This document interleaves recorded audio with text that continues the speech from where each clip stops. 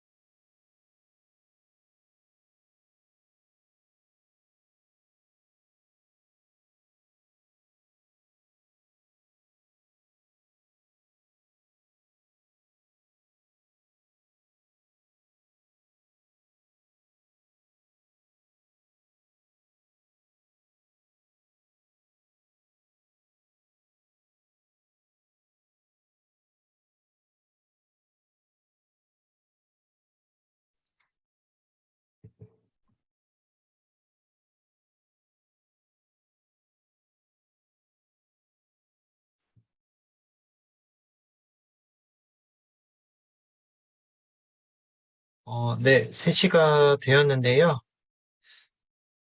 아직 안 오신 분들이 계신 것 같아서, 한 3분 정도만 더 기다려 봤다가 시작하도록 하겠습니다.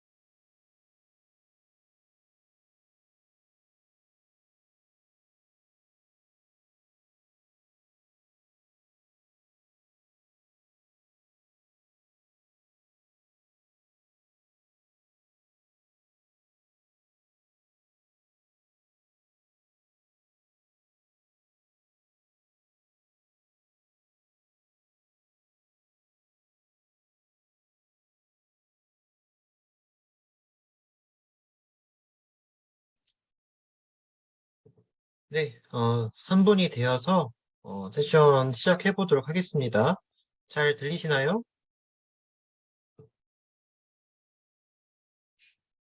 음, 네, 확인했습니다. 네, 오늘 7월 16일이죠. 예, 토요일 데이터 분석 세션으로 이번 하루도 시작해 보도록 합시다. 저희가 이제 이번 주와 다다음 주에 이제 이어서, 이제 앞으로 이어질 이제 비콘테스트에 여러분들이 참가하기 위해서, 그런 기초 훈련으로서 이렇게 저희가 기획한 프로그램이고요. 오늘은 이제, 이미르 학회원님께서 이제 EDA와 전처리 관련해서 오늘, 분석 경험을 토대로 한번 이렇게 정리를 해 주셨어요. 그래서 여러분들도 요걸 한번 들어보시고 스스로 한번 찾아보시는 기회가 됐으면 좋겠습니다. 주의하실 점은 저희가 다른 데스랩이나 그런 학회들과 같이 그런 데이터 분석 처리 기법들을 일일이 세세하게 다 집어드리진 않아요. 그렇기 때문에 어디까지나 오늘 미르님이 발표하신 내용도 어디까지나 이런 방법론적인 것들을 좀 짚어주는 것만 하고 세세한 것들은 여러분들이 찾아보셔야 될 겁니다. 그래서 비콘테스트 전까지 여러분들이 좀 직접 해보시는 그런 훈련들을 하셔서 예, 실전에 투입되시길 바랍니다. 그래서 각설하고 바로 이제 시작을 해보도록 할게요. 네, 미르님 준비되셨으면은 예, 진행해 주시면 되겠습니다. 소리 들리시나요?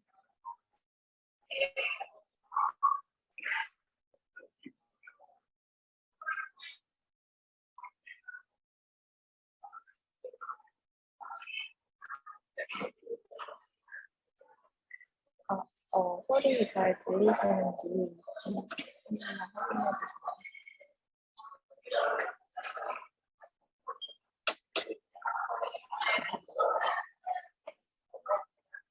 주세요. 네, 잘 들립니다.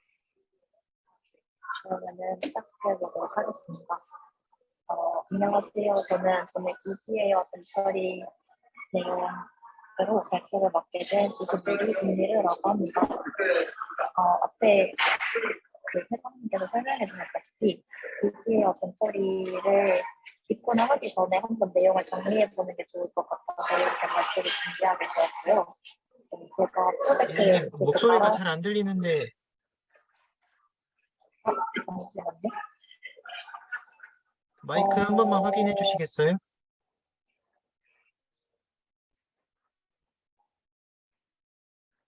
예, 잡음이 좀 심한 것 같습니다. 잠시만요.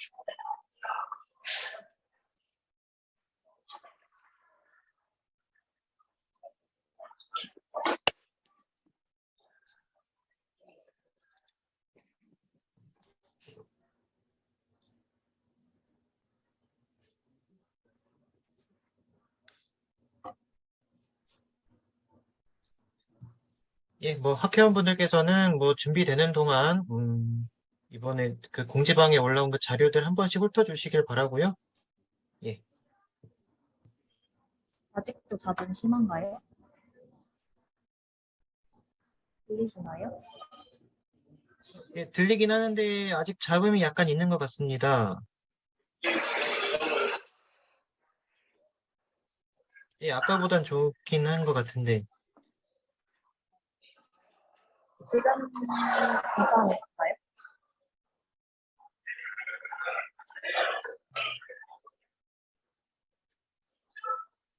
지금도 잡음이 많이 심한가요?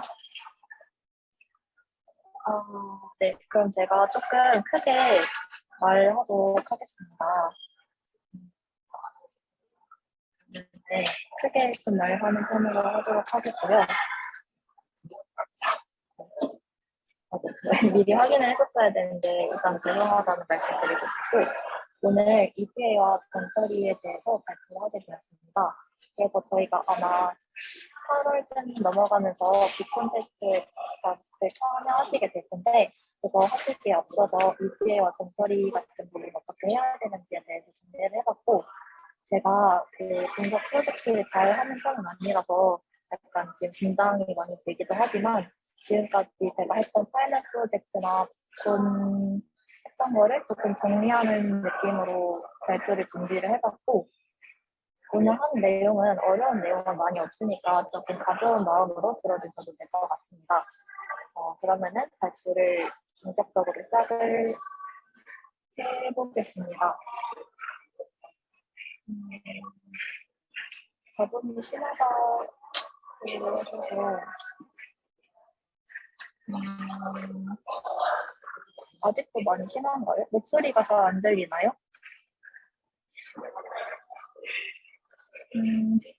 어떻게 해야 되지?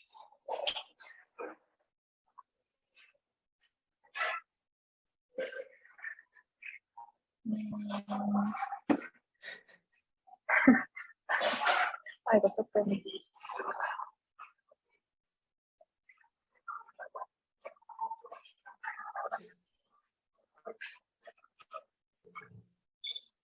아니면 미르님 다시 한번 문제 해결하시고 재접속해 보시겠어요?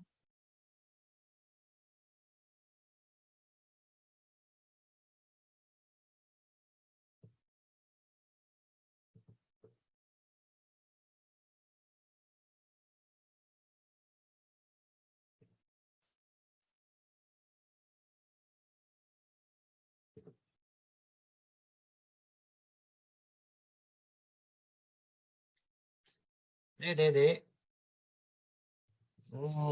예. 뭐 이런 일도 있는 거죠, 뭐.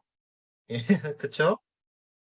음, 그러면 미르님이 돌아오실 동안에 잠깐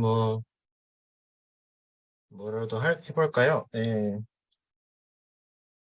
뭐, 맞다. 아, 예, 상우님, 오늘 생일 축하드립니다. 네, 다들 박수 한번 해주세요. 생일 축하해요.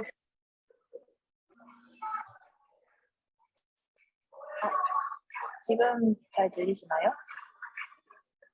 아까랑 비슷한가요? 예, 들리긴 하는데, 어, 예, 진행해 보시겠어요? 어, 해보다가 또 문제 생기면 말씀드리겠습니다.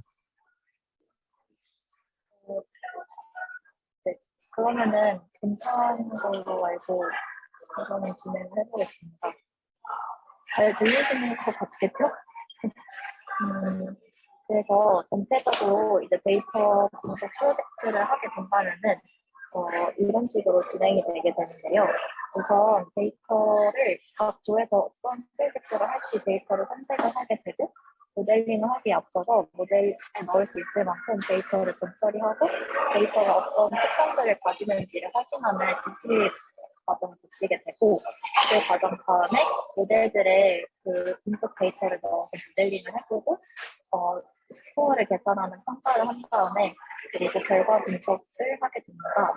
근데 우선 이렇게 선형으로 그리긴 했지만 사실 이 과정이 굉장히 순환적으로 이루어지거든요. 그래서 평가를 했다가도 다시 전처리로 돌아오기도 하고 하는데 아마 전처리를 하면서 가장 많은 시간을 보내시게 될 겁니다. 그래서 오늘은 ETA랑 전처리를 어떤 식으로 하게 되는지에 대해서 조금 더 자세하게 설명드리도록 하겠습니다. 사실 EDA와 전처리에 대해서 발표를 하게 됐지만 사실 이게 정해진 답 같은 이게 정해진 답이나 맞는 방법이 있는 건 아니에요. 그래서 각 프로젝트나 데이터 특성이나 모델링 방법에 따라서 상황에 맞게 처리하는 수밖에 없다고 생각합니다. 그래도 그 가장 중요하게 확인해 봐야 될 것들이 있긴 한데 그 목표 이렇게 5가지로 잡아봤는데 첫 번째로 계측치 처리하는 거 그리고 두 번째로 여러 가지 변수들을 시각화해보는 과정이 필요하고 세 번째로 분포를 확인하는 과정이 필요하고 네 번째로 상관관계를 확인해보는 과정이 필요하고 마지막으로 모델링을 하기에 앞서서 프레임 테스트 스플릿하는 과정이 필요합니다.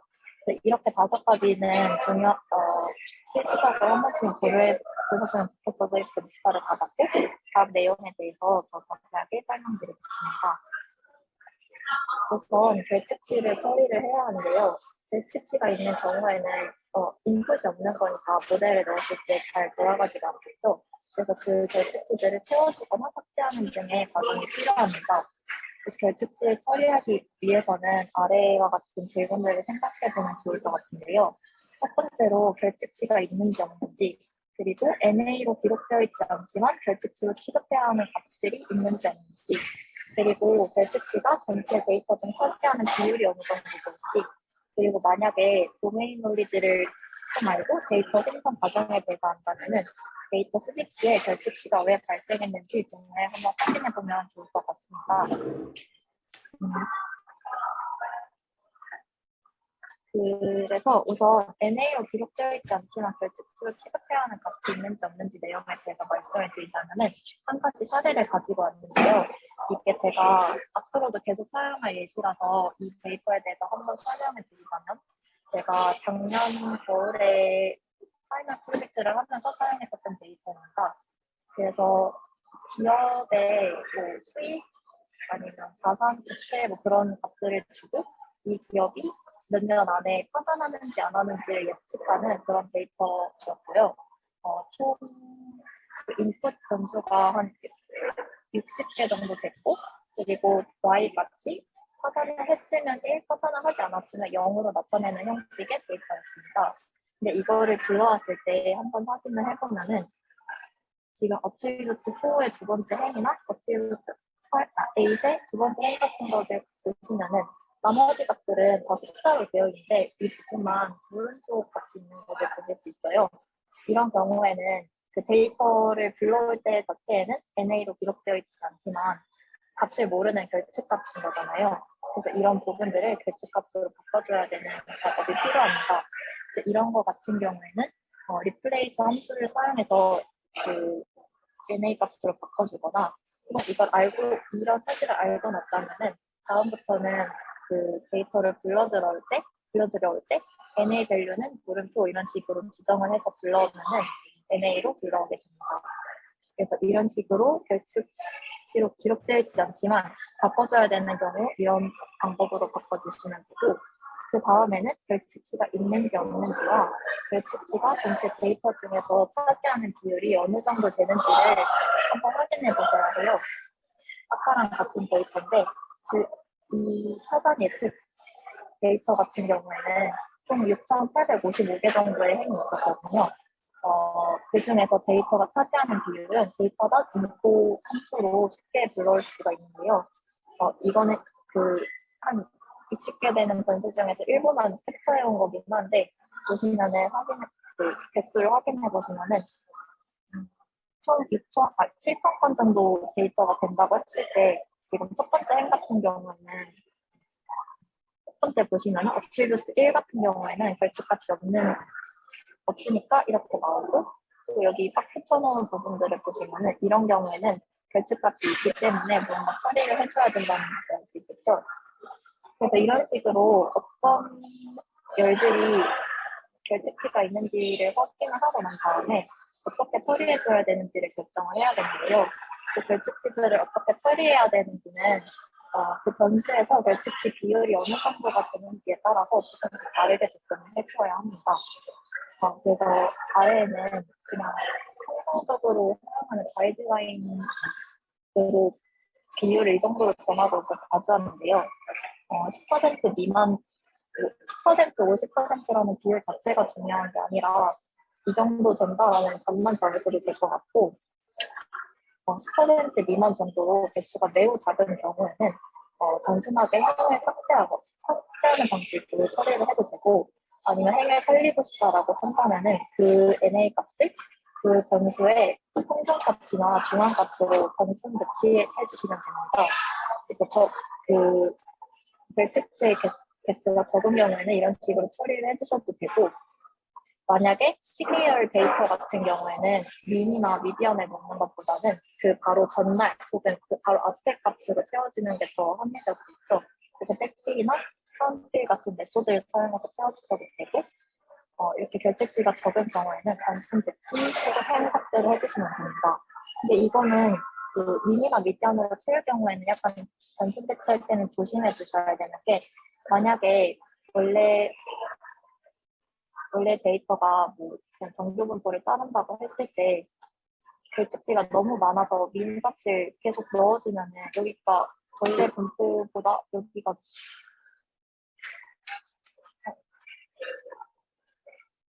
여기 민 쪽이 점점 늘어나게 되겠죠. 그래서 원래 분포와 다르게 조금 왜곡이 생길 수 있기 때문에 이런 점을 주의해 주셔야 되고 그래서 결측지 개수가 적을 때 사용하는 게 바람직하다고 합니다. 10% 미만 정도일 때는 이렇게 처리해 주시면 되고 10% 이상, 50% 이하 정도가 될 때에는 이 경우에는 행삭제나 단순 배치를 하는 건 조금 위험하고 리그레션이나 모델 베이스 임피테이션을 사용하면 된다고 합니다. 여기에서는 제 발표에서는 NA 임피테이션에 대해서 자세하게 다루지는 못할 것 같은데 대표적으로 R의 마이스라는 패키지가 있거든요. 이게 NA 임피테이션을 하는 패키지인데 이런 방법을 사용해서 임피테이션을 하면 됩니다. 그리고 50% 이상인 경우에는 이 변수를 살리는 것보다는 그냥 단순히 열을 삭제하는 건 바람직한데 왜냐하면 50% 이상인 경우에는 값이 있는 것보다는 없는 게 더 많다는 의미잖아요. 이런 경우에는 그냥 그 열을 삭제하는 편이 좋다고 생각을 합니다. 삭제하는 편이 좋다고 합니다. 그래서 이것도 아까 계속 말씀드렸던 파산 예측 데이터인데 이 데이터 같은 경우에는 결측값이 있는데 대부분의 열들에서는 보시면 알겠지만 총 6,855개의 행이 있는데 이렇게 연하게 표시된 부분 같은 경우에는 대부분 결측값이 20개 혹은 많아봐야 100개 정도 되는 수준이어서 비율로 따지면 10%가 넘지 않았었거든요. 그래서 당시에 행을 삭제하거나 미디안을 넣는 방식으로 처리를 했었고 이 37번 같은 경우가 문제였는데 매트릭스 37번 같은 경우에는 거의 반 가까이가 NA 값이 나오는 데이터였어요. 그래서 그 당시에 프로젝트를 할 때 이 열은 삭제하고 진행하고 있습니다. 그래서 배치킷 처리는 이런 식으로 해주시면 될 것 같고 그 다음은 이어서 시각화에 대해서 말씀을 드리도록 하겠습니다. 일단 번거롭게 해드려서 다시 한번 너무 죄송하고 저도 에어팟이 원래는 잘 됐는데 갑자기 말썽이어서 좀 놀라긴 했는데 미리 확인했었어야 되는데 너무 죄송합니다. 지금은 잘 들리실 것 같으니까 그러면은 아까에 이어서 설명해 보도록 하겠습니다. 아까 별특치 처리 부분까지는 다 말씀을 드렸던 것 같고 이제 시각화 부분부터 시작을 해보도록 하겠습니다. 이제 시각화 같은 경우에는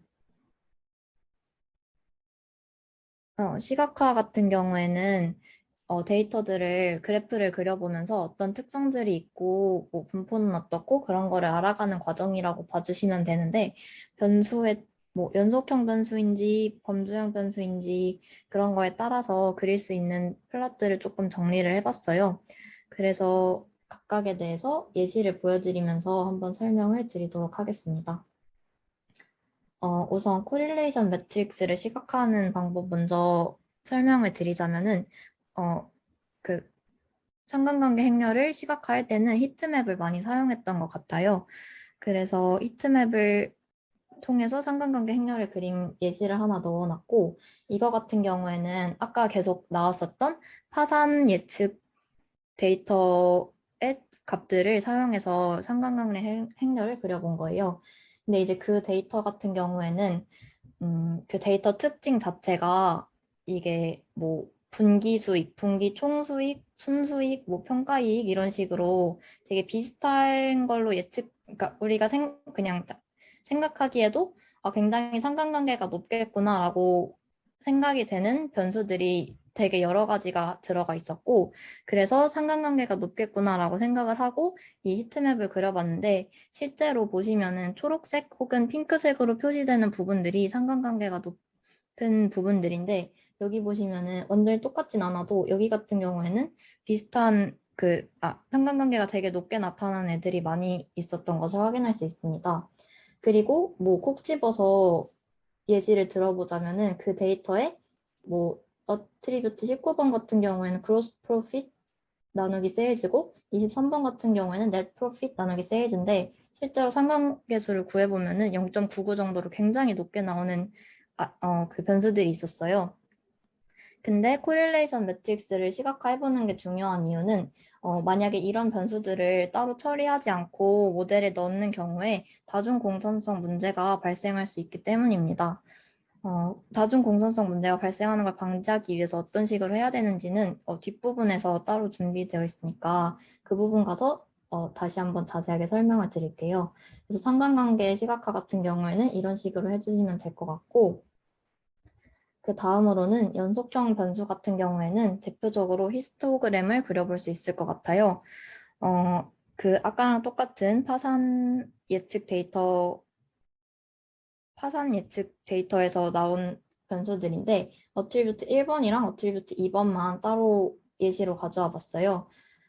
히스토그램을 이것처럼 히스토그램을 그려보는 경우에는 변수의 분포 모양이 어떤지, 아니면은 스큐니스가 어떻게 되는지들을 확인해 볼 수 있고, 뭐 종형인지 아니면 한쪽으로 치우쳐져 있는지 이런 것들을 확인할 수가 있고, 또 히스토그램을 그려봤을 때 대부분의 데이터들이 이렇게 한 곳에만 존재하는데, 보기에 한 곳에만 존재를 하는데 지금 x축이 마이너스 10부터 10까지 있는 경우잖아요. 이런 경우에는 끝에 아주 소수 존재하는 데이터들이 아웃라이어일 수도 있기 때문에 그런 점도 한번 확인해 볼 수 있을 것 같습니다. 그리고 또 꼭 히스토그램이 아니더라도 박스 플롯을 그려서도 뭐 분포 모양이라든지 스큐니스나 아웃라이어들을 확인을 해볼 수 있는데, 똑같이 파산 예측 데이터를 박스 플롯을 다 그려본 것들인데, 이제 왼쪽 같은 경우에는 스케일링을 하기 전에 그냥 주어진 데이터 그대로 결측값만 채워 넣고 바로 박스 플롯을 그려본 거예요. 근데 이거를 그려보았을 때 딱 한눈에 보이는 게 대부분의 변수들이 굉장히 작은 범위 내에서 존재하는데 몇몇 변수들만 굉장히 큰 변수의 변동폭이 되게 크다는 것을 확인할 수가 있어요. 그래서 이것도 스케일링을 통해서 처리해줘야 된다는 것을 한번 필요성을 느낄 수 있었고, 지금 왼쪽 그림 같은 경우에는 범위가 작은 변수들 같은 경우에는 박스 플롯이 잘 안 보이기 때문에 이거를 민맥스 스케일링을 해서 모든 값들이 0과 1 사이에 존재하도록 스케일링을 해준 다음에 박스 플롯을 다시 그려보았는데, 저희가 통상적으로 박스 플롯을 그릴 때 가장 많이 보는 형태가 뭐 이런 식으로 박스가 그려져야 되는데, 이 데이터 같은 경우에는 박스 플롯을 그려보았을 때 이 박스는 거의 안 보이고 그냥 이 파란색 별로 표시된 게 다 지금 이상치이거든요. 그래서 굉장히 이상치가 많은 데이터다. 그래서 만약에 아웃라이어를 처리해주고 싶을 때 그냥 이 박스 플롯에서 1.5 IQR 밖에 나가는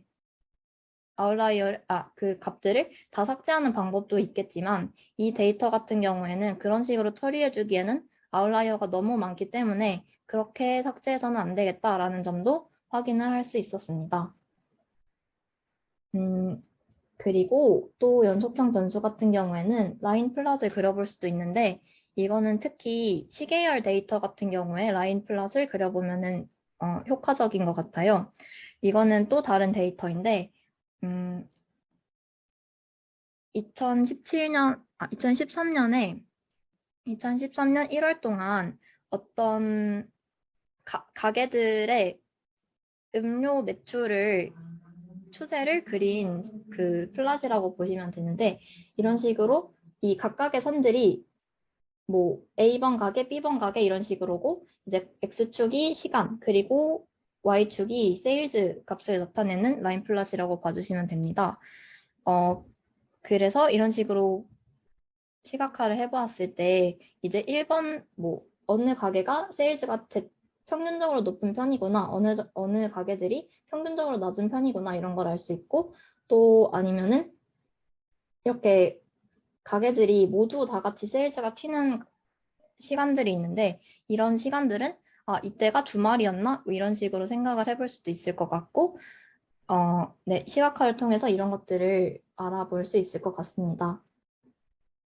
또 연속형 변수 같은 경우에는 스캐터 플롯을 그려볼 수도 있는데 이거 같은 경우에는 상관관계를 확인하기에 좋은 효과적인 시각화 방법인 것 같아요. 왼쪽 같은 경우에는 그 하우스 프라이스 프리딕션을 할 때 사용했던 나왔던 데이터인데 우리가 생각하기에 그 집의 총 면적이 넓어진다면은 가격이 점점 올라가지 않을까라는 생각을 가정이 있었고 이거를 확인해 보기 위해서 스캐터 플롯을 그렸을 때 뭐 이제 면적이 커질수록 좀 분포가 벌어지는 현상이 보이긴 하지만 그려보았을 때 대체적으로 면적이 넓어짐에 따라서 하우스 프라이스도 올라가는구나라는 것을 확인할 수도 있었고 이런 걸로 확인할 수 있고 그리고 또 오른쪽 같은 경우에는 그 R에 내장되어 있는 붓꽃 데이터인데 이거는 가로가 이제 길이 그리고 Y축이 너비를 하는 건데 그 길이가 넓어지면 너비도 넓어지는 경향성을 확인할 수 있고 또 그룹을 그 종류로 잡았을 때 벌지니카 품종이 대체적으로 큰 품종이고 세토사 품종이 대체적으로 작은 품종이다. 뭐 이런 것도 확인을 해볼 수가 있겠죠. 그래서 이런 식으로 스캐터 플롯도 그려볼 수 있을 것 같습니다. 그 다음은 범주형 변수 부분으로 넘어가는데요. 범주형 변수 같은 경우에는 대표적으로 바 차트나 파이 차트를 그려볼 수 있을 것 같습니다. 네. 근데 특히 종속 변수가 범주형인 경우에는 바 차트나 파이 차트를 그려서 클래스 임발란스 문제가 있는지를 확인을 해봐야 되는데요. 클래스 임발란스 프로그램이 뭔지를 말씀드리려면은 아까 제가 말씀드렸었던 다시 파산 예측 프로젝트를 다시 한번 생각해 주시면 좋을 것 같아요.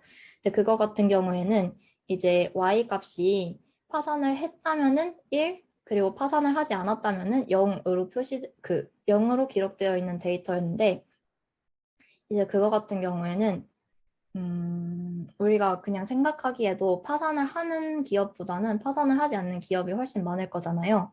그래서 그거를 확인을 해봤을 때 실제로 이쪽이 파산을 한 기업의 숫자였고 이쪽이 파산을 하지 않은 기업의 개수인데 실제로 파산을 하지 않은 기업의 개수가 훨씬 많은 걸로 나타났습니다.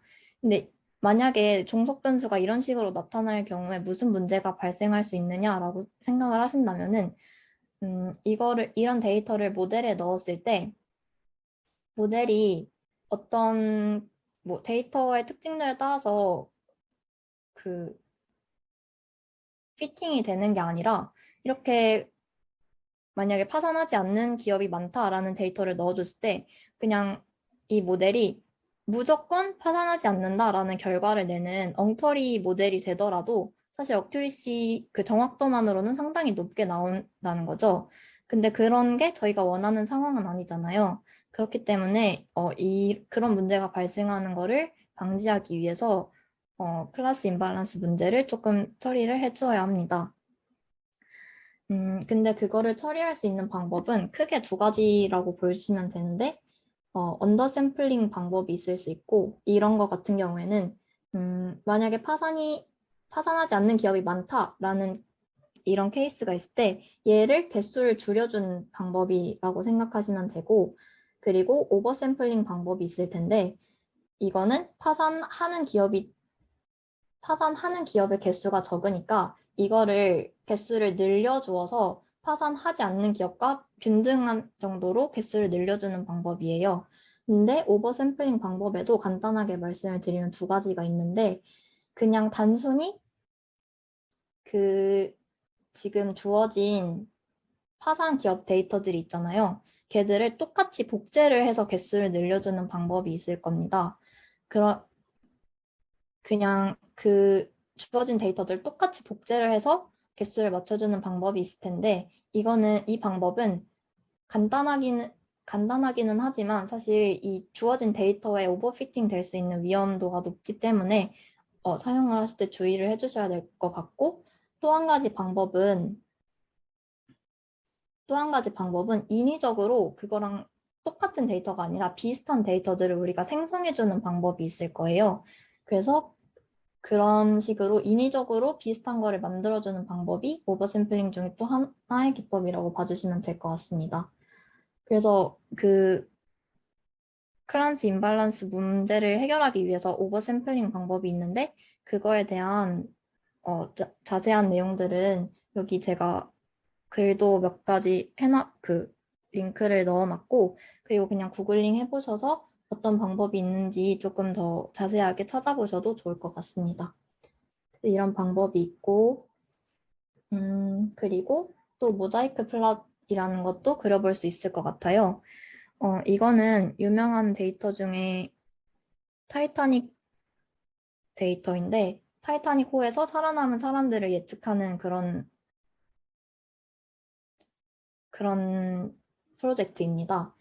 근데 이거 같은 경우에는 어떤 거를 시각화한 거냐면은 1등석, 2등석, 3등석 사람들 중에 누가 많이 살아남았는지를 한번 확인해 보기 위한 시각화 방법이라고 보실 수 있어요. 그래서 보시면은 여기 first가 1등석 사람들이고 second가 2등석 사람들이고 third가 3등석 사람들인데 이만큼의 이 전체 가로 길이 중에서 이만큼이 전체 데이터 중에서 1등석, 2등석, 3등석 사람들이 얼마만큼 비율이었는지를 나타내는 거고 이 세로의 비율이 1등석 사람 중에서 죽은 사람의 비율과 산 사람의 비율을 나타내는 것이라고 봐주시면 됩니다. 지금 보시면은 그 구분선이 잘 안 보이실 텐데 이 정도 선이 있거든요. 그래서 1등석 사람들일수록 살아남은 비율이 높았고 3등석인 사람들일수록 죽은 사람 비율이 높았다라는 것을 좀 슬픈 그거를 확인할 수 있습니다. 이런 거를 모자이크 플롯을 통해서 그려볼 수 있고요. 그래서 시각화는 여기까지였고 이제 다음으로 분포 확인으로 넘어가 보도록 하겠습니다. 분포 확인에서는 아까 얘기했던 거의 연장선이긴 한데 이제 다시 아까 그 파산 예측 데이터의 예시로 돌아와 볼게요. 아까 박스 플롯을 그려보았을 때 이 왼쪽과 같은 사진이 나왔었는데 이때 제가 말씀을 드렸던 게 대부분의 변수들은 굉장히 작은 범위에서 움직이는데 특정 변수들은 굉장히 큰 범위에서 변동폭이 크더라 이런 얘기를 해드렸잖아요. 근데 이런 경우에 이렇게 범위가 다른 상태에서 그냥 모델에 넣게 된다면은 이렇게 크게 움직이는 변수들이 실제로는 그 예측을 하는데 중요한 변수가 아니라고 하더라도 그 변동폭이 워낙에 크기 때문에 이걸 굉장히 중요한 변수로 인식을 해서 모델이 좀 왜곡될 수가 있다고 해요. 그래서 이거를 최대한 범위 차이가 없게 비슷한 범위 내에서 존재하도록 스케일링을 해주는 것이 바람직하다고 합니다. 그래서 이거를 스케일링 해주는 과정이 필요하고 스케일링 해주는 방법에는 대표적으로 민맥스 스케일링이나 스탠다드 스케일링을 많이 사용을 하는데 민맥스 스케일링 같은 경우에는 그 값이 있다고 했을 때 그 변수의 미니멈 값을 빼주고 이거를 맥스 마이너스 미니멈이라는 범위로 나눠주어서 스케일링을 하는 방법이고 스탠다드 스케일링 같은 경우에는 저희가 정규분포 표준화할 때 사용하는 바로 그 방법인데 여기에서 평균을 빼주고 표준 편차로 나눠주는 방법으로 처리를 합니다.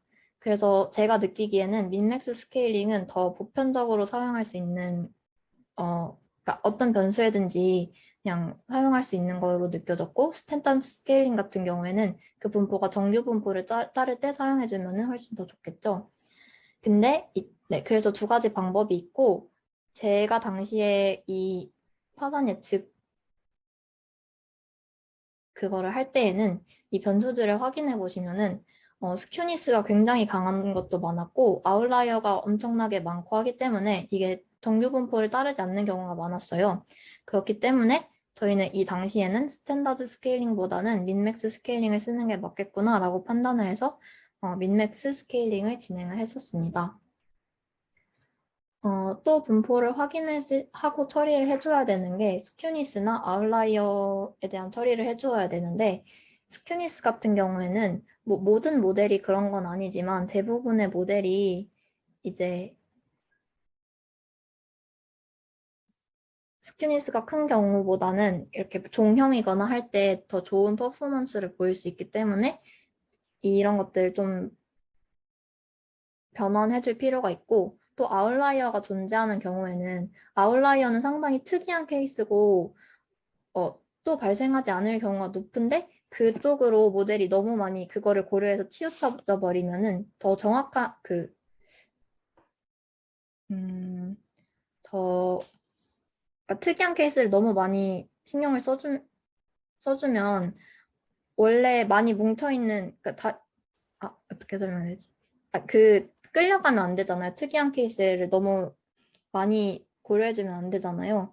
그렇기 때문에 아웃라이어가 존재하는 경우에는 적절하게 삭제를 하거나 처리를 해주는 경우가 필요합니다. 그래서 저희가 그 파산 예측 데이터를 할 당시에 어트리뷰트 4를 대표적으로 가져와 봤는데 딱 히스토그램 그린 거 보시면 보이겠지만 굉장히 스큐드 되어 있는 데이터였고 아웃라이어가 존재하는 데이터였습니다. 근데 이때 어디까지를 아웃라이어로 정할 것인가가 저희가 좀 고민이 많았는데 아까 박스플랫에서 보여드렸다시피 그냥 평소에 사용하는 1.5 RQR 밖에 있는 값들을 다 삭제하는 방법이 이 데이터의 경우에는 통하지 않을 것 같았어요. 그래서 저희는 아주 심각한 걸로 보이는 아이들만 삭제해주는 방식을 좀 주관적이긴 하지만 그런 방법을 택했었는데 이거 데이터를 한번 확인해 보시면 보이겠지만 대부분의 값이 0 근처에 있고 5,000부터 25,000까지 그 축이 길게 늘어져 있는데 데이터를 확인해 보면은 5,000 이후로는 값이 단 하나밖에 존재하지 않았어요. 그래서 이거 같은 경우에는 아무리 변동폭이 크다고 해도 이거 같은 경우에는 너무 심하다라고 생각해서 이거 11는 삭제를 했고 그 외의 경우에는 그냥 일단 그런 기업이 실제로 되게 평균에서 벗어난 기업들이 있을 수도 있는 거니까 나머지는 그냥 일단 삭제하지 않고 넣어놨습니다. 그래서 아웃라이어가 굉장히 심한 것으로 보이는 데이터 하나만 삭제를 하고 스튜니스가 심하기 때문에 이때 로그 트랜스포메이션을 해서 변수를 사용했습니다. 그래서 로그 트랜스포메이션을 한 걸 보면은 데이터가 이렇게 그려지는데 지금도 좀 치우쳐져 있기도 하고 완전한 정규 분포 모양은 아니지만 아까에 비해서 스큐니스가 많이 괜찮아진 걸로 보여서 이런 식으로 트랜스포메이션을 해서 변수를 사용했었습니다. 그래서 스케일링 그리고 스큐니스 조절을 해주고 아웃라이어를 삭제하는 방법 삭제를 했고요. 그 다음에는 상관관계를 한번 확인해 봐야 되는데 일단 차원의 저주 이야기를 먼저 드리면은 이제 그 프로젝트를 하게 돼서 데이터를 받아보실 때 굉장히 변수가 생각보다 되게 많이 주어져요. 근데 이게 차원의 저주가 뭐냐면은 가장 적절한 그러니까 일부 변수만 사용해서 가장 적절한 정도의 개수만 변수를 사용했을 때 퍼포먼스가 가장 좋다가 사실 더 넣는다고 성능이 더 좋아질 것 같지만 실제로는 차원을 아무리 늘려도 점점 퍼포먼스가 줄어드는 문제가 발생을 하는데 이게 차원이 높아지면 점점 심해져서 이거를 차원의 저주라고 하고 또 다중공천성 문제가 발생하는 경우에는 상관관계가 높은 아이들을 조금 줄여줄 필요가 있잖아요. 그러니까 비슷한 변수들을 계속 넣어줄 필요가 없으니까 그래서 다중공천성 문제와 차원의 저주 문제 때문에 차원 축소를 상관관계 확인해보고 만약 필요하다면 차원 축소를 진행해 주시면 좋을 것 같습니다. 네.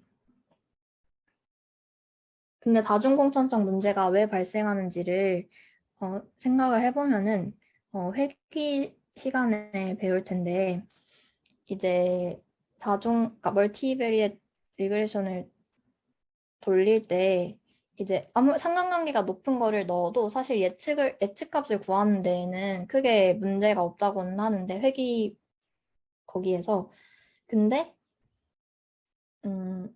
상관관계가 높은 경우에 이제 그 회귀 개수들이 굉장히 불안정해지게 되고 유의 그 회귀 개수들의 회귀 개수들이 불안정해지게 되고 불안정해지다 보니까 그 각각 변수가 종속 변수에 얼마만큼의 영향을 주는지를 그걸 해석하는 데 문제가 발생을 하기 때문에 그런 것이 다중공선성 문제고 그렇기 때문에 이걸 해소해주기 위해서 차원 축소 등 방법들을 사용하면은 차원을 축소해야 합니다. 사실 가장 간단한 방법은 그냥 열을 삭제하는 방법이 있을 것 같아요. 그래서 그 아까 말씀드렸던 파산 예측 데이터 같은 경우에 그 변수들 자체가 굉장히 상관관계가 높았고 그 변수들의 의미를 확인해 보면은 그러니까 세일즈분의 그로스 프로핏이랑 세일즈분의 넷 프로핏이 굉장히 유사하고 실제로 상관계수를 구해봤을 때 0.99 정도로 굉장히 높게 나왔어요. 그렇기 때문에 이렇게 거의 값이 똑같은 경우에는 이 두 가지 값을 다 넣어줄 필요가 없잖아요. 그렇기 때문에 이런 경우에는 뭐 도메인 놀리지가 그 데이터에 대한 도메인 놀리지가 있다면은 어떤 게 더 중요한 변수이겠구나라고 생각을 해서 하나를 삭제하고 그걸 넣어줘도 되고 아니면은 뭐 랜덤 포레스트에서 피처 임포턴스를 계산하는 방법 등을 통해서 더 중요한 변수가 뭔지를 확인하고 난다면은 그 변수만 남기고 나머지 열들은 삭제하는 방법으로 열을 삭제하는 방법으로 그 변수들을 줄여주셔도 되고 이것보다는 통계적인 방법들을 사용해도 되는데 차원 축소에서 대표적으로 사용되는 방법 중에 두 가지가 PCA랑 FA라고 보시면 될 것 같습니다. 그 각각 방법에 대해서 자세하게는 설명드리기는 어렵겠지만 간단하게만 설명을 드리자면은 PCA 같은 경우에는 이 왼쪽 그림처럼 선형 관계가 굉장히 보이는 변수들을 프로젝션을 시켜서 저희 선형대수 할 때 했던 것처럼 프로젝션을 시켜서 차원을 줄이는 방법인데 이때 프로젝션을 한 그게 그 원래 데이터의 베리언스를 가장 잘 나타내는 그런 거를 찾는 거예요. 그래서 지금 이걸 보시면은 예를 들어서 데이터가 이런 식으로 지금 선형 관계가 존재를 하는 거잖아요. 근데 이게 컴포넌트 1번이고 컴포넌트 2번으로 차원을 축소하는 방법이 있다고 생각을 해봅시다.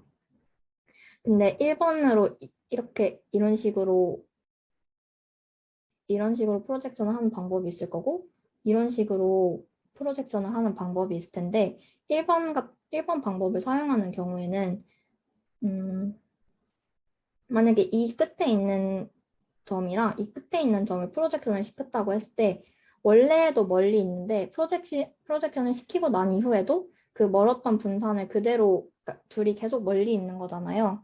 이런 식으로 프로젝션을 해주는 게 바람직하고 만약에 2번처럼 프로젝션을 해주는 경우에는 만약에 원래 데이터에서 이렇게 멀리 있었던 데이터들인데 이거를 이 선으로 프로젝션을 시키고 나면은 얘네들이 굉장히 가까워지게 되잖아요. 이런 경우는 원래 데이터랑 너무 달라지는 거니까 이런 식으로 하면 안 되겠죠. 그래서 1번 같은 형식으로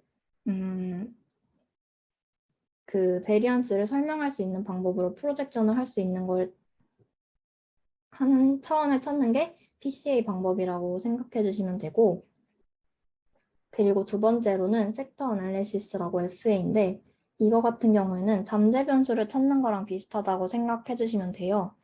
그래서 이제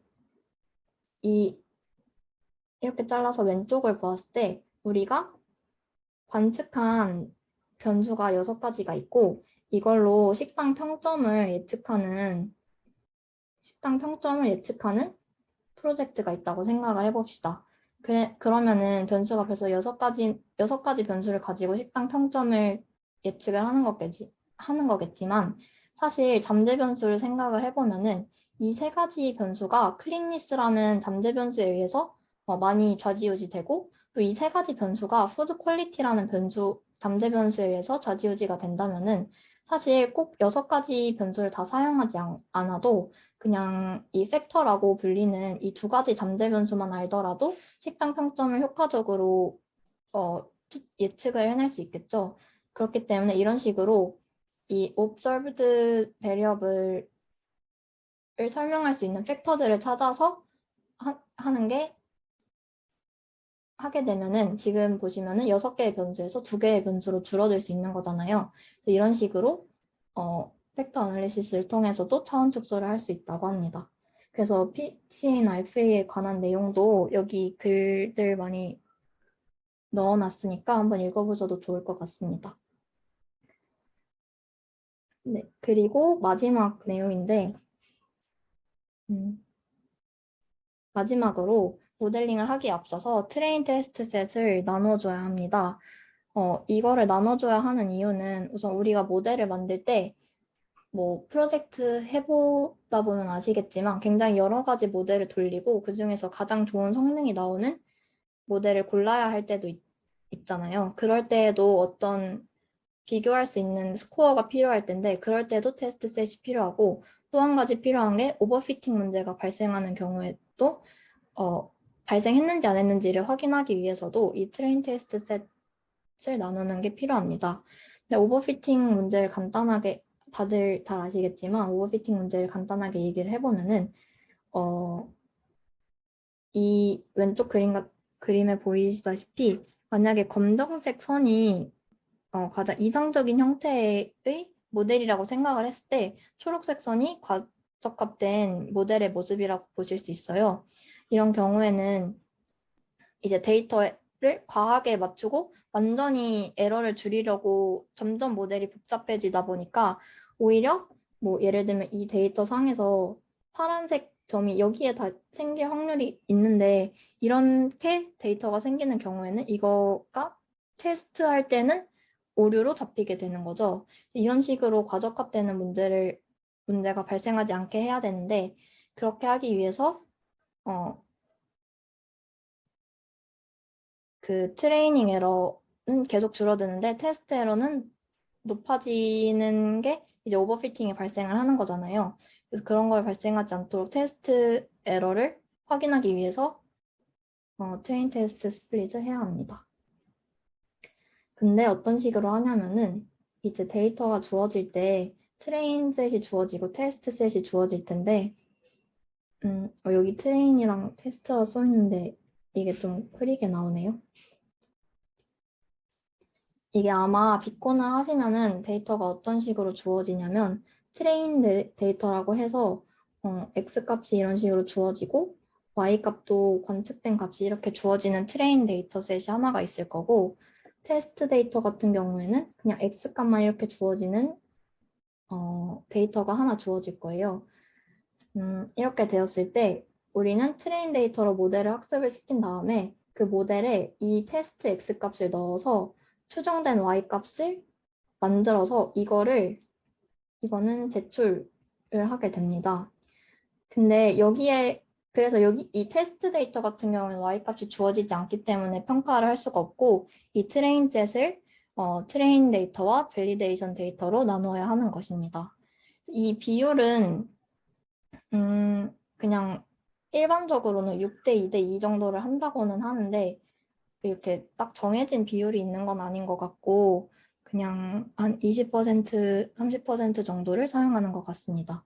그래서 트레인 데이터에서 트레인이랑 밸리데이션 셋을 이런 식으로 나눠서 평가를 하시면 되고 근데 이런 식으로 밸리데이션 셋을 하나만 만들게 되면은 발생할 수 있는 문제 중에 하나가 이 밸리데이션 셋을 어떻게 보면 랜덤하게 골라서 밸리데이션 셋을 만들 텐데 밸리데이션 셋에 어떤 데이터들이 들어가고 트레인 데이터에 어떤 데이터들이 들어가는지에 따라서 사실 성능이 굉장히 달라질 수 있는 거잖아요. 그렇기 때문에 이 밸리데이션 셋으로 퍼포먼스를 계산한다고 해도 퍼포먼스 자체가 변동성을 조금 가질 수가 있는 거예요. 밸리데이션 셋에 어떤 데이터들이 들어오게 되었는지에 따라서 그렇기 때문에 이거를 좀 일반화해 줄 필요가 있는데 그거를 할 수 있게 하는 게 크로스 밸리데이션이라고 보시면 됩니다. 그래서 어떤 식으로 진행되는 거냐면 이렇게 데이터를 뭐 이거 같은 경우에는 K-fold, 그러니까 몇 개로 나누는지에 따라 다르긴 한데 이건 5개로 나눴다고 예시를 보여드리면은 첫 번째에서는 2, 3, 4, 5번 범위에서만 트레이닝을 하고 1번을 밸리데이션 셋으로, 밸리데이션 폴드로 사용을 하는 거예요. 그 다음에 이 밸리데이션 폴드에 대해서 퍼포먼스를 계산한 거를 퍼포먼스 1이라고 합시다.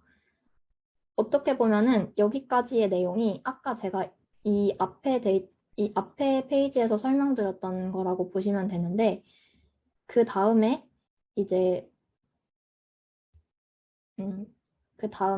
다른 밸리데이션 폴드에 대해서도 퍼포먼스가 어떻게 나오는지를 계산을 하고 싶은 거죠. 그래서 이렇게 돌아가면서 이번 폴드에 대해서도 나머지로 트레이닝을 하고 이번에 대해서 퍼포먼스를 계산하고 그리고 그 다음에는 3번에 대해서, 그 다음에는 4번에 대해서, 그 다음에는 5번에 대해서 트레이닝을 하고 밸리데이션을 해서 퍼포먼스를 계산을 하는 거죠. 그래서 이런 식으로 퍼포먼스를 5개를 계산을 해서 이거를 뭐 산술평균을 낸다든지 해서 이거를 종합해서 퍼포먼스를 계산을 하면은 아까는 밸리데이션 폴드에 어떤 데이터들이 들어가는지에 따라서 변동성이 있을 수 있다고 했는데 이렇게 하고 나면은 모든 데이터가 다 한 번씩은 밸리데이션 폴드에 들어가서 평가를 하게 되는 거잖아요. 그렇기 때문에 이 밸리데이션 폴드에서 나오는 퍼포먼스가 좀 그러니까 제너럴라이즈하게 비교를 할 수 있는 거죠. 그래서 이런 식으로 크로스 밸리데이션 하는 방법이 있다라고 있기 때문에 이렇게 평가를 진행해 주시면 됩니다. 그래서 우선 제가 준비한 내용은 여기까지이고 혹시 조금 빨리 진행하려고 말을 빨리 한 것도 있는데 혹시 하다가 제가 설명하다가 이해 안 된 부분들이나 아니면 추가적으로 궁금한 거 있으신 분들은 질문해 주시면 됩니다.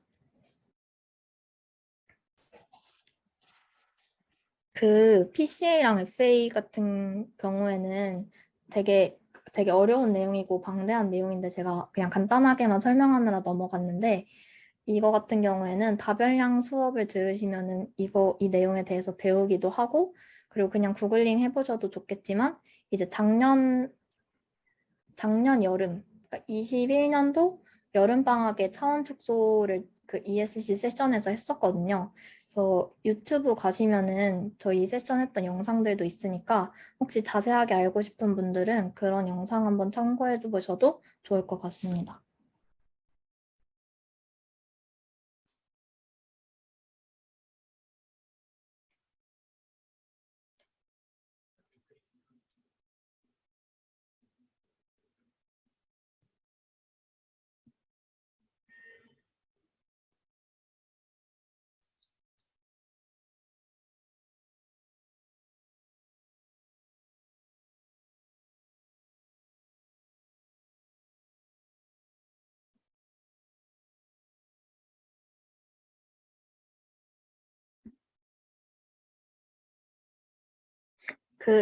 네. 아웃라이어 그 학술부장님이 얘기해 주셨는데 확실히 저희가 이 데이터를 받았을 때 아웃라이어가 너무 많아서 아웃라이어를 어떻게 처리해야 되는 건지 진짜 고민이 많았었거든요. 근데 이 당시에 그 논의를 했었을 때에는 이렇게 실제로 특히 기업 데이터 같은 경우라서 생각한 것도 있지만 돈을 정말 정말 많이 버는 기업들은 비교적 소수이고 그것보다 못 버는 기업들이 사실 다수를 차지할 거잖아요. 그렇기 때문에 이렇게 그냥 그런 아웃라이어들이 존재하는 걸 무작정 삭제하는 게 옳지는 않다는 생각이 들어서 특히 좀 보수적으로 잡으려고 노력을 했었고, 네, 그래서 이런 식으로 정말 심해 보이는 막 너무 또 주관적이고 임의적인 방법이긴 하지만 심해 보이는 것들만 삭제를 했었습니다.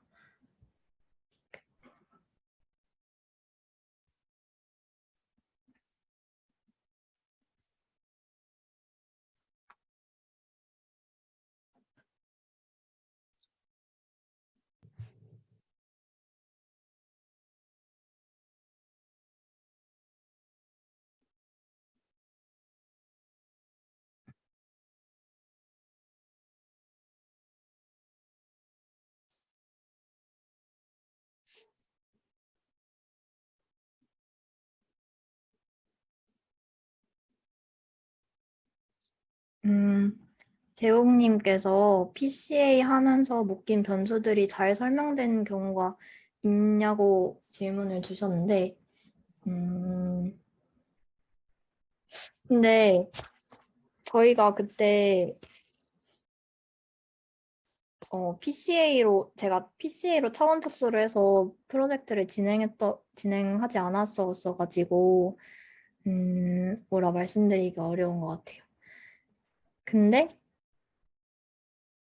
그래서 저희가 그때 어떻게 했는지를 말씀을 드리면은, 이때 저희는 PCA나 FA로 줄이지 않았고, 이때 상관계수가 높은 것들이 사실 너무 높게 나왔어서, 그냥 상관계수가 높은 애들끼리 그룹을 지어서 그 중에서 무조건 하나씩만 남기는 식으로 진행을 했었거든요.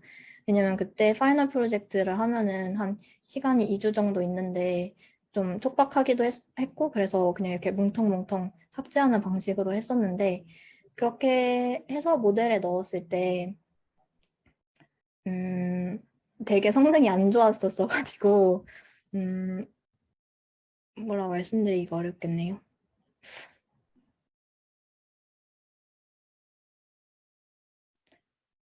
그래서 제가 생각하는 거는, 저희는 그 당시에, 네, 일단 계속 말씀을 드리면은, 저희는 그 당시에, 어, 전처리는 전처리, 모델링은 모델링이라는 생각이 있었어가지고, 일단 전처리에서 상관계수가 그렇게 높게 나와버리니까, 일단 변수들을 많이 쳐내자, 일단 쳐내자, 이런 식으로 해서 변수들을 많이 삭제하고 모델링을 넣어봤는데, 모델링 결과가 좀 안 좋게 나왔었단 말이죠. 그랬는데, 그때는 시간이 없어서 프로젝트를 그런 식으로 마무리를 했었는데, 지금 와서 생각해보면 좀 후회되는 점 중에 하나는, 그냥 일단 변수들을 최대한 살린 상태에서 상관계수가 높다고 해도 그냥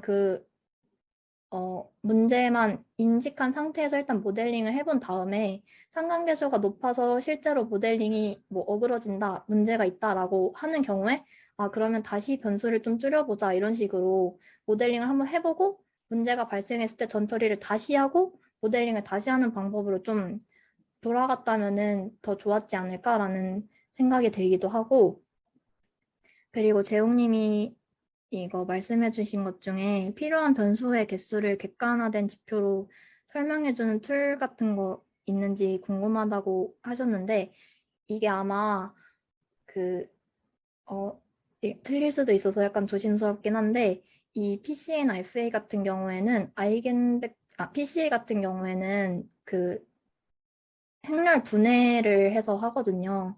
그렇게 됐을 때 아이겐밸류가 뚝 떨어지는 지점이 존재하게 되는데 그 스크립플롯이라고 하는데 아이겐밸류 플롯을 그려보면은 뭐 이렇게 높다가 이렇게 뚝 떨어지는 게 존재를 하는데 뭐 이게 2가 뭐 2인가 3인가 뭐 이 정도 되면은 3개를 사용하는 게 적절하고 뭐 이런 식으로 어, 그 방법이 있습니다. 그 자세히는 설명을 못 드렸는데 이런 식으로 변수의 개수를 정한다고 이해해 주시면 될 것 같아요. 맞, 맞겠죠? 네, 아마 그런 식으로 정하는 걸로 알고 있습니다.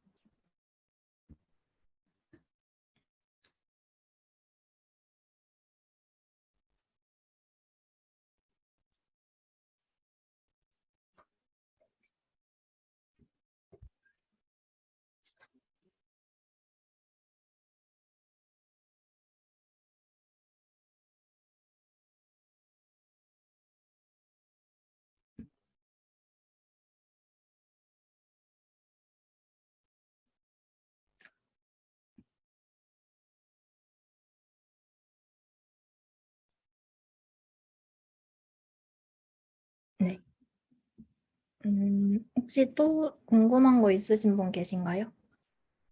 아, 네, 맞아요. 엘보 포인트. 네.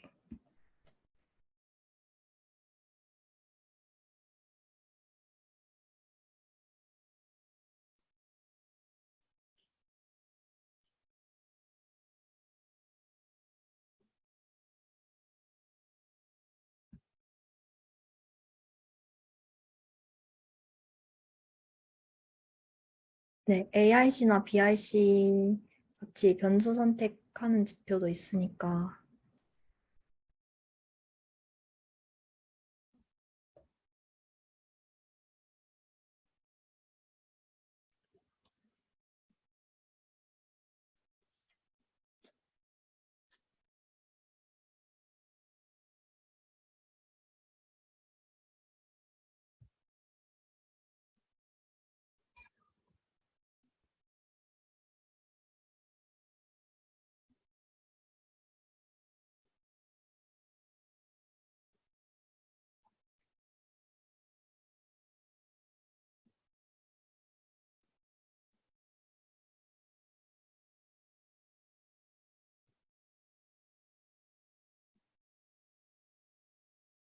음, 더,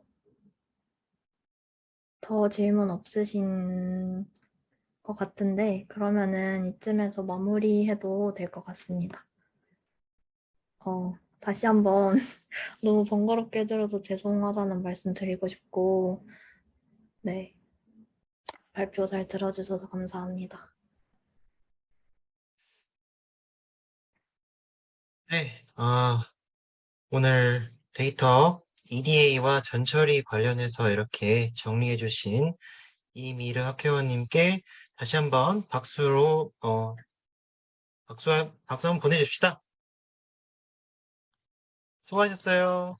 감사합니다. 음, 예. 다들 그리고 예, 학회원분들도 이렇게 이 시간까지 같이 함께 해주셔서 네, 다시 한번 감사의 말씀 드립니다. 네. 어, 예, 학술부장님이나 간사님께서는 더 하실 코멘트는 없으시다 하셨고요. 어, 네, 저희는 그러면 오늘은 여기까지 진행을 하도록 하겠습니다. 다다음 주 같은 경우는 저희가 이제, 전처리와 시각화를 했잖아요. 그럼 이제 이걸로 이제 뭘 해야 될까요? 모델을 만들어야겠죠? 그래서 이제, 이어지는 순서로는 이제 어떤 모델들이 있는지, 우리가 예측력을 높이려면 어떤 모델들을 사용할 수 있을지 그런 것들을 한번 다뤄보려고 합니다. 그래서 그때도 많은 참여 부탁드리겠고요. 저희는 그리고 다시 다음 주 정규 세션 때 뵙는 거로 하겠습니다. 네, 오늘 모두 수고 많으셨고요. 저희는 다음에 또 봅시다. 수고하셨습니다.